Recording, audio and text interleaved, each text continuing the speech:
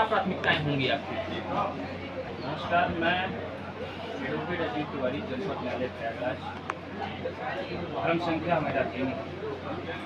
वर्तमान समय में जिला अधिवक्ता संघ के आम अधिवक्ताओं के हित और अधिकार की बात इस प्रकार से हर वर्ग के, या पुलिसिया कार्रवाई हो या अभी जागृति शुक्ला का प्रकरण हो,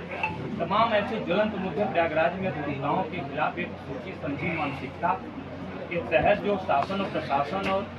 मंशा के अनुरूप जो अधिवक्ताओं के खिलाफ गैर जिम्मेदाराना जो रवैया अपनाया है, और उसमें कहीं न कहीं अधिवक्ता भाई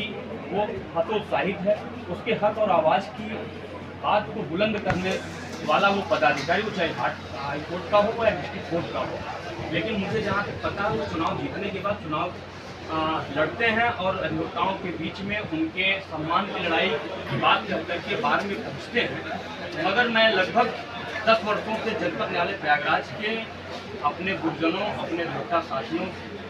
के पास जाता हूँ और उनके हक अधिकार के लिए आवाज़ को बुलंद करता रहता हूँ। उसमें मैंने एक चीज़ पाया कि होने के बाद वो अधिवक्ताओं की आवाज़ को भूल जाता है, और जब अधिवक्ता के ऊपर कोई आपत्ति आती है, कोई जो है विपत्ति आती है, तो वो आम अधिवक्ता सड़क पर खड़ा होकर आंदोलन करके अपने हक और अधिकार की आवाज़ को बुलंद करता है। तो उस लड़ाई को मैं बार में बैठ करके जो खमियाँ हैं और मूलभूत सुविधा जो कचहरी के आम अधिवक्ताओं के लिए है, उसको मैं 100% पूरा करने का जो अपने क्षमता के अनुसार मैं पूरा काम करने का मैं पूरा वादा करता हूं। और जिस प्रकार से हमारे सीनियर गुरुजन, नौजवान अधिवक्ता साथी हमारे साथ हमको आशीर्वाद और सहयोग दे रहे हैं, निश्चित तौर पर जनपद न्यायालय प्रयागराज में एक परिवर्तन हम अपने माध्यम से देने का प्रयास करेंगे और जिला अधिवक्ता संघ की गरिमा को,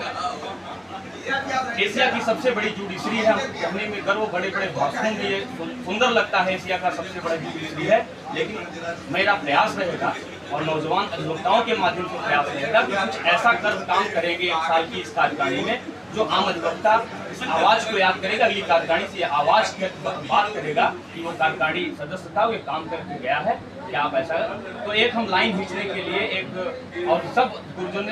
सीनियर अधिवक्ताओं के सहयोग से, दिशा निर्देश से आम अधिवक्ता के साथ मिलकर के कचहरी में एक जन जागरूकता अभियान फैला करके कुछ नया काम करने का पूरा प्रयास है। अभी आप कह रहे थे कि जब अधिवक्ताओं के साथ कोई समस्या होती है तो अधिवक्ता अकेले सड़क पर आवाज़ उठाता है।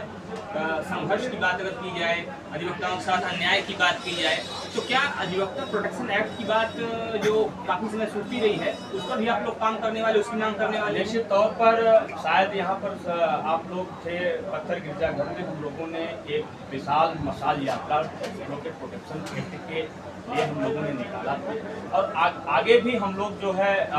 कई सांसदों से स्वयं मैं मिलकर के, और सोशल मीडिया पर मेरे फेसबुक अकाउंट से आप देखेंगे तो मैं सांसद को पत्र और प्रपत्र दे करके मैंने निवेदन किया था कि आम अधिवक्ता को कम से कम 5,000 रुपये, जो नए अधिवक्ता है 5 साल उनकी प्रैक्टिस हो गई है और अभी उनका जीविकोपार्जन के लिए व्यवस्था नहीं हो पाती, सीनियर के यहाँ जो है वो उनको नहीं मिल पाता पारिश्रमिक, और वो आना जाना उनको मोटरसाइकिल से होता है, तो उनको कम से कम सरकार की तरफ से 5,000 रुपया मुहैया कराया जाए। इसका मैंने निवेदन भदोही के सांसद, फूलपुर के सांसद और तमाम नेताओं से, भारतीय जनता पार्टी के नेताओं से मैंने निवेदन लिखा पढ़ी में किया है, और उनसे मैं वार्ता भी किया हूं कि इसको आप